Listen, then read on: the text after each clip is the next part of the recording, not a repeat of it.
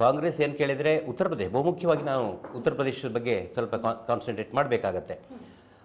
ಈಗ ನಾನು ಕೇಳುವಂಥದ್ದು ಇವತ್ತು SP ಮತ್ತು ಕಾಂಗ್ರೆಸ್ ಹೆಚ್ಚಿನ ಸಂಖ್ಯೆಯಲ್ಲಿ ಸ್ಥಾನ ಗಳಿಸಿದೆ ಅಂತ ಹೇಳಿದರೆ ಇದು BJPಯ ಅಥವಾ ಮೋದಿಯವರ ಆ್ಯಂಟಿ ಇನ್ಕಂಬೆನ್ಸಿಯ ಅನ್ನೋದನ್ನು ತಿಳ್ಕೊಳ್ಬೇಕಾಗತ್ತೆ.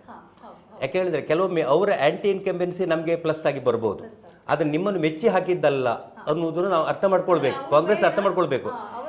ಎಸ್, ಖಂಡಿತ. ಯಾಕೆ ಕೇಳಿದರೆ ಅದು ಅರ್ಥ ಮಾಡಿಕೊಂಡ್ರೆ ಮಾತ್ರ ಕಾಂಗ್ರೆಸ್ ಗೆಲ್ಲುತ್ತೆ. ಒಂದು ಮುಖ್ಯವಾಗಿ ಏನು ಮಾಡಬೇಕಾಗತ್ತೆ ಕೇಳಿದರೆ ಅವರು ನಾಯಕತ್ವವನ್ನು ಬಿಂಬಿಸಬೇಕಾಗತ್ತೆ. ಕಾಂಗ್ರೆಸ್ನಲ್ಲಿರೋ ದೊಡ್ಡ ದೋಷ ಅಂತ ಹೇಳಿದರೆ ಯಾವತ್ತೋ ಅವರು ಮೋದಿಯವರು ಕಟ್ಟಿ ಹಾಕ್ಬೋದಿತ್ತು, ಕಾಂಗ್ರೆಸ್ಸನ್ನು ಕಟ್ಟಿ ಹಾಕ್ಬೋದಿತ್ತು.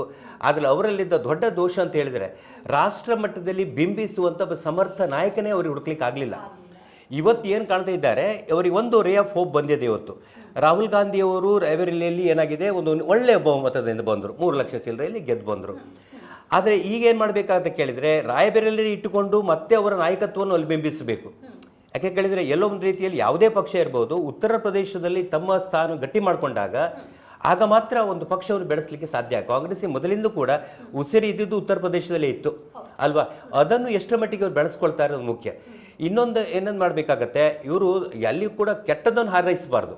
ಈಗ ಮೋದಿ ಇರ್ಬೋದು, BJP ಇರ್ಬೋದು, ಕೆಟ್ಟದ್ದನ್ನು ಹಾರೈಸ್ಕೊಂಡು ಇವ್ರು ಕೂತ್ಕೊಳ್ಬಾರ್ದು. ಇವರು ಒಂದು ಜೆಂಟ್ಲ್ಮೆನ್ಶಿಪ್ ರಾಜಕೀಯ ಮಾಡಬೇಕಾಗತ್ತೆ, ಯಾರು ಕಾಂಗ್ರೆಸ್ನವರು. ಆಗ ಮಾತ್ರ ಅವರಿಗೆ ಜನರು ಅವ್ರ ಬಗ್ಗೆ ಮಾಡ್ಬೋದು. ಮತ್ತು ಹೆಚ್ಚು ಧರ್ಮ ಇದರ ಬಗ್ಗೆ ಅವರು ಮೊದಲು ಹೋಗಬಾರ್ದು, ಅದು ವಿರೋಧಿಸುವುದು ಅವರ ಹೇಳಿಕೆಗಳು. ಕಾಂಗ್ರೆಸ್ನವರು ಹೆಚ್ಚು ಸೋತದೆಯಲ್ಲಿ ಕೇಳಿದರೆ ಅವರ ಕಾರ್ಯದಲ್ಲಿ ಅಲ್ಲ, ಅವರ ಹೇಳಿಕೆಯಲ್ಲಿ.